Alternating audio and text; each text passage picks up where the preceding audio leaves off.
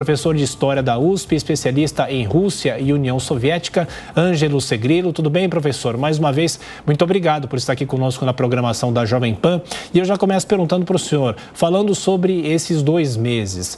Em inúmeros momentos, nós acompanhamos tentativas de negociações de parte a parte e agora o presidente Volodymyr Zelensky está falando mais uma vez em tentar uma conversa direta com Vladimir Putin. Por que um cessar-fogo, professor, nesse caso, vem sendo tão difícil? Bem-vindo mais uma vez. Bom dia, Tiago. Agradeço o convite. A situação é complicada porque a Rússia ela tem um poderio militar muito superior, mas ela não está conseguindo implementar os seus objetivos na Ucrânia, né? Inicialmente foi a tomada de Kiev, que ela não conseguiu e simplesmente desistiu desse objetivo maior. E agora está concentrando num objetivo que é mais factível no leste, né? Uma tentativa de consolidar os ganhos daquelas 2 repúblicas separatistas e criar uma ponte por terra até a Crimeia, que já foi incorporada à Rússia. Esse objetivo é mais factível, mas a Ucrânia está sendo fortemente armada pelo Ocidente. Então, isso está criando um impasse entre os 2 lados. O Putin não consegue impor o seu objetivo maior e a Ucrânia, apesar de não conseguir derrotar completamente os russos, consegue evitar ter que fazer concessões maiores. Então, nós estamos num impasse em que nenhum dos 2 lados consegue vencer e, portanto, nenhum dos 2 lados quer fazer concessões muito grandes para o outro lado, né? Então, estamos ainda num jogo de aguardar quem vai ficar mais fraco primeiro para alguém conseguir impor alguma forma de concessão para o outro lado. Professor Segrilo, na sequência as perguntas dos comentaristas. Primeiro você, Roberto Mota. Roberto. Professor, bom dia. O senhor falou sobre o impasse. A minha pergunta é, esse impasse seria um impasse real ou seria o fruto de uma decisão deliberada do Putin de não colocar todas as suas forças, suas melhores tropas e optar por uma guerra de atrito que vai desgastando, que vai cansando a Ucrânia? Bom dia, Roberto. Definitivamente o Putin ele não colocou todas as suas tropas ali, sua força total, porque o exército russo, tanto em termos numéricos quanto em termos de armas, é muito maior do que o que foi colocado lá na Ucrânia, né? Então, isso aí é um dado. Por outro lado, mesmo com esse exército menor, localizado, menor entre aspas, um grande exército, na verdade, mas é um grande exército, porque a Ucrânia também não é um país pequeno, né? Em termos numéricos, o exército da Ucrânia é o 3º da Europa, né? Depois da Rússia e da França. Então, não é um exército pequeno. Ou seja, com Putin não colocando a sua força total lá, né? No início falavam em 150 mil soldados. Na verdade, o exército ucraniano, com os reservistas, passa desses 150 mil e está lutando nas suas próprias terras. Por isso é que cria essa sensação de uma espécie de empate técnico, né? Porque não está... É como a guerra do Vietnã, por exemplo, né? Os Estados Unidos não conseguiram se impor lá, mas eles também não usaram a sua força total. As forças que eles usavam lá no Vietnã não foram suficientes para derrotar os vietnamitas na sua força total. A mesma coisa está acontecendo na Ucrânia e por isso esse impasse, esse empate técnico que nós não sabemos aonde vai levar, né? Aí tem muito uma coisa que é muito importante na guerra, que é não só equipamentos e soldados, mas a força de vontade política, né? A força de vontade político-militar de resistir, que geralmente é mais forte em quem está sendo atacado, porque quem está sendo atacado está lutando por sua própria terra. Não tem para onde fugir dali, né? O outro está lutando fora das suas terras. Como eu falei novamente, os americanos sentiram isso no Vietnã, né? Então, isso é que leva a essa sensação desse empate técnico e a esse impasse que nós estamos vendo agora. Professor Ângelo Segrilo, agora José Maria Trindade. Zé. Perfeito. Hoje eu tomei conhecimento de uma fala da ex-presidente Dilma que eu sou obrigado a concordar, né? o mundo vai ficar diferente depois desta guerra. E há uma tendência, sim, de regionalização das economias. Quer dizer, foi um teste para a expansão ou para a atividade de uma guerra econômica, né? Como é que o senhor vê o resultado desta guerra econômica? Professor, sem precedentes na história da humanidade, né? Uma guerra econômica tão forte, um cerco tão brutal contra um país. Bom dia, Zé Maria. Não, realmente, esse aí talvez é o grande movimento no xadrez geopolítico europeu, certamente, mas que vai ter consequências mundiais desde a Segunda Guerra, né? Talvez seja o maior, e nós ainda não sabemos as consequências. Está acontecendo nesse momento. Nós não sabemos se isso vai ficar limitado à Ucrânia, né? Em todas essas consequências, como você falou, tanto bélicas, né? Sabe-se lá se essa guerra não vai se espalhar, a OTAN vai acabar também se interferindo, né? E aí pode virar até uma guerra mundial em termos bélicos, mas tem as consequências econômicas que você está falando também, e nós estamos só no começo disso, para avaliar ainda quais vão ser as consequências para a Rússia no longo prazo, se é que essas sanções vão ser mantidas no longo prazo, né? Talvez um dos caminhos para a paz seja exatamente a Rússia fazer concessões na Ucrânia em troca do final dessas sanções, porque estão afetando a Rússia. A Rússia está sentindo essas sanções claramente, já no curto prazo.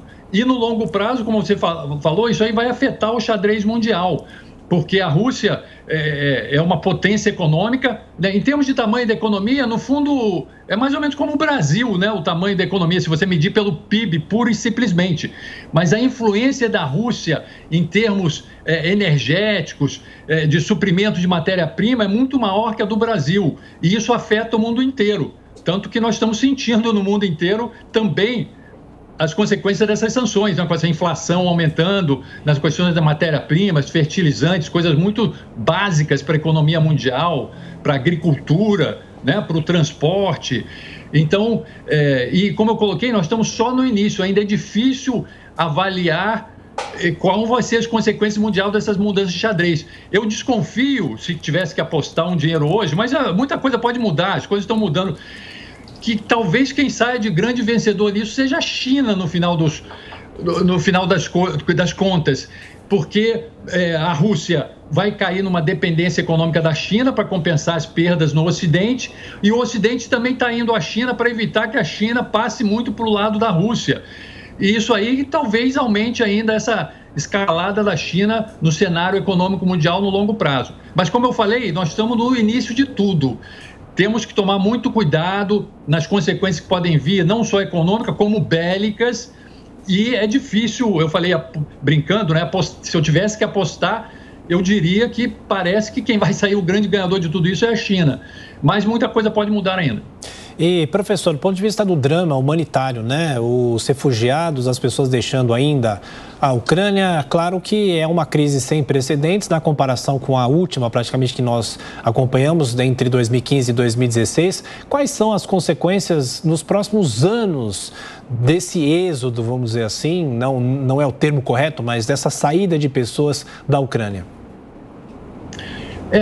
Desde a Segunda Guerra Mundial, talvez esse seja um dos maiores dramas humanitários, né? Certamente em termos de números, mais de 5 milhões de pessoas, né? Saindo do país, um número maior ainda de deslocados internos, que não sabemos nem contabilizar ainda direito.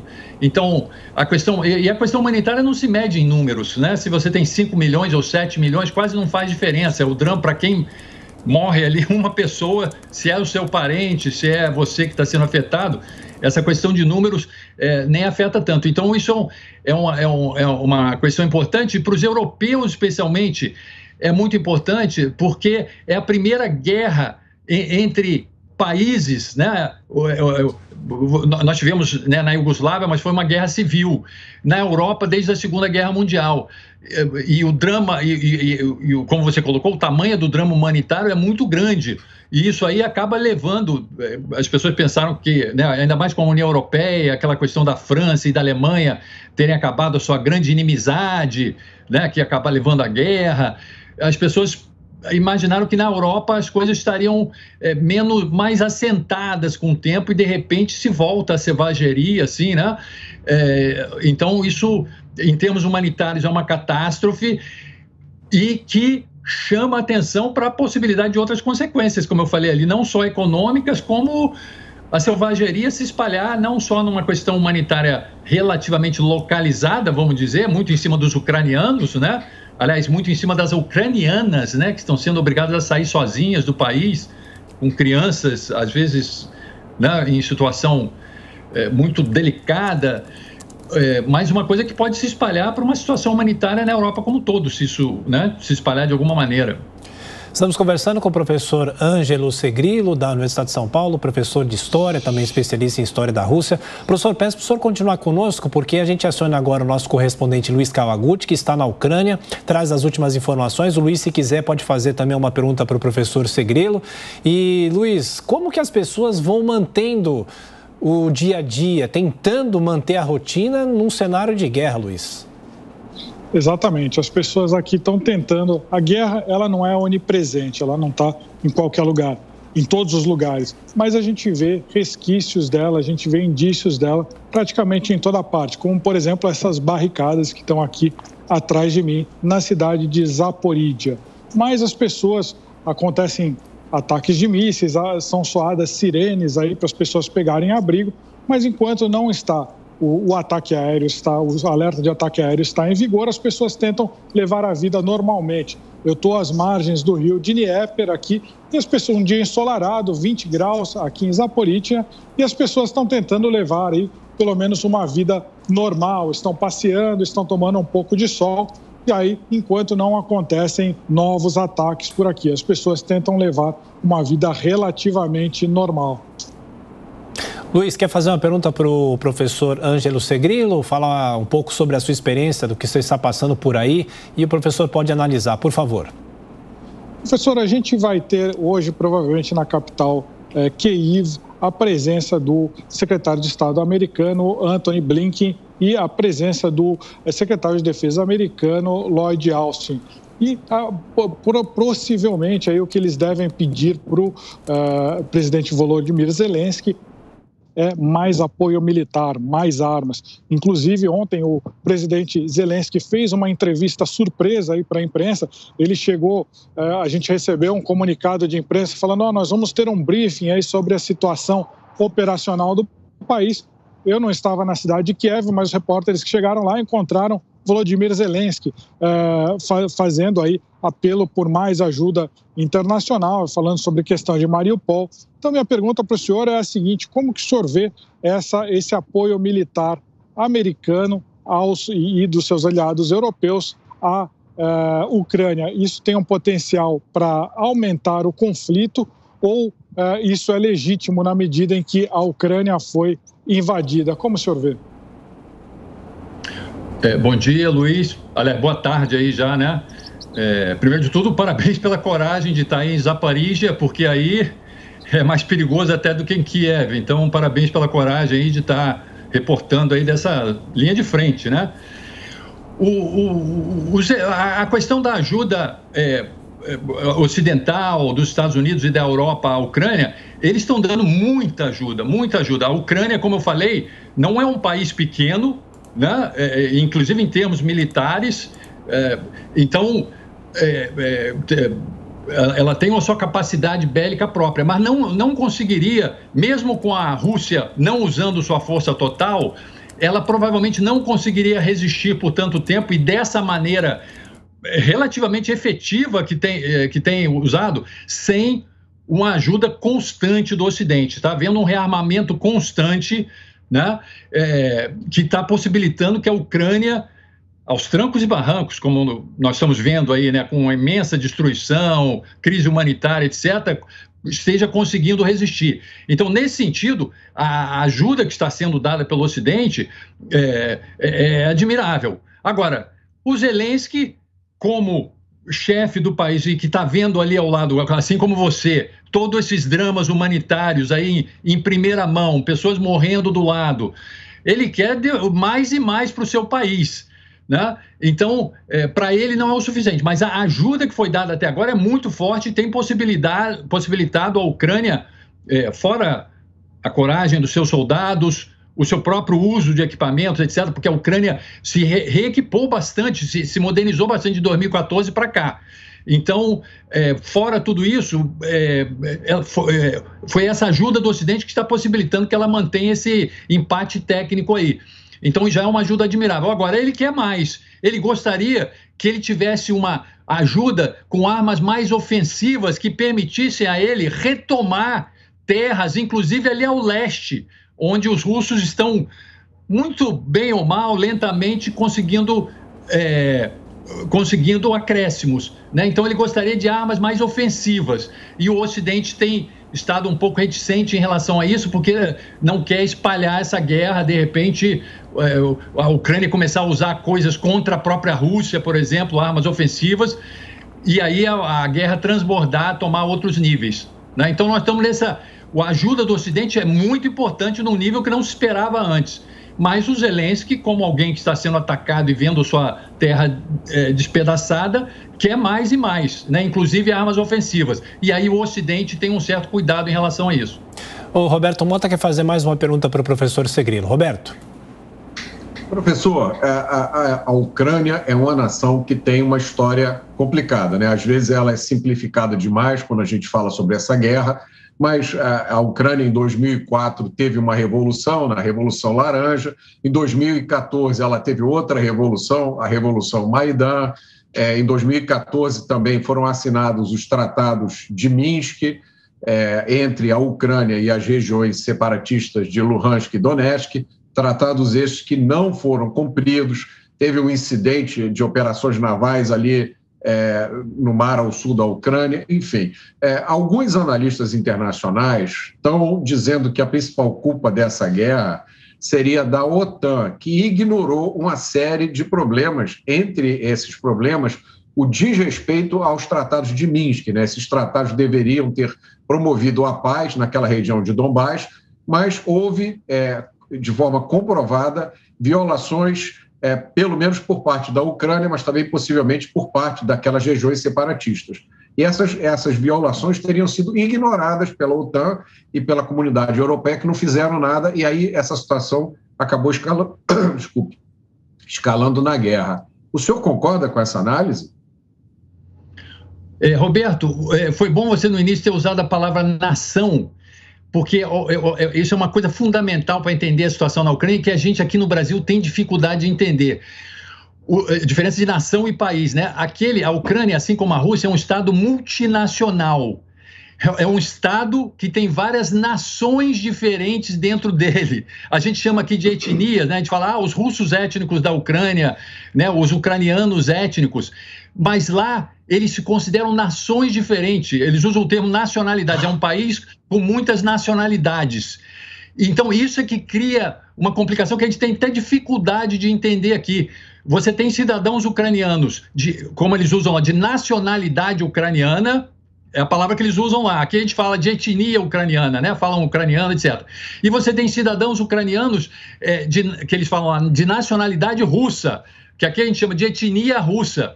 E muitas outras nações. O Zelensky, por exemplo, não é nenhum nem outro. Ele é judeu, que é considerado uma outra nação dentro da Ucrânia. E isso cria, aqui a gente chama de etnias, porque aqui no Brasil, a nacionalidade de uma pessoa é determinada pela ius soli, nasceu no Brasil, é o direito do solo, nasceu no Brasil é brasileiro. Lá não tem nada a ver a sua nacionalidade com o local que você nasce, sua nacionalidade é do seu pai ou da sua mãe. Isso eterniza essas diferenças nacionais e, além de uma grande riqueza cultural, com muitas nações diferentes, mas cria um potencial conflitivo, porque cada uma acha que tem direito dentro daquele país a manter sua língua, ter escolas na sua própria língua, e aí a Ucrânia está dividida. Como você mencionou, todos esses episódios, em 2014, né, derrubaram o presidente que estava lá, uma revolução popular, que é colocada pelos cidadãos ucranianos de nacionalidade ucraniana, os ucranianos étnicos, foi uma rebelião popular. Mas aí os cidadãos ucranianos de etnia russa, de nacionalidade russa, não aceitaram, disseram que era porque o presidente era russo étnico, né? Então disseram que isso foi uma derrubada ilegal. Então isso dividiu o país, né? E como você falou, é uma divisão interna, e aí tentam fazer vários tratados, mas aí não são respeitados, como você falou, pelos dois lados, né? Acabam não se respeitando os tratados de Minsk, porque tem uma outra complicadora aí.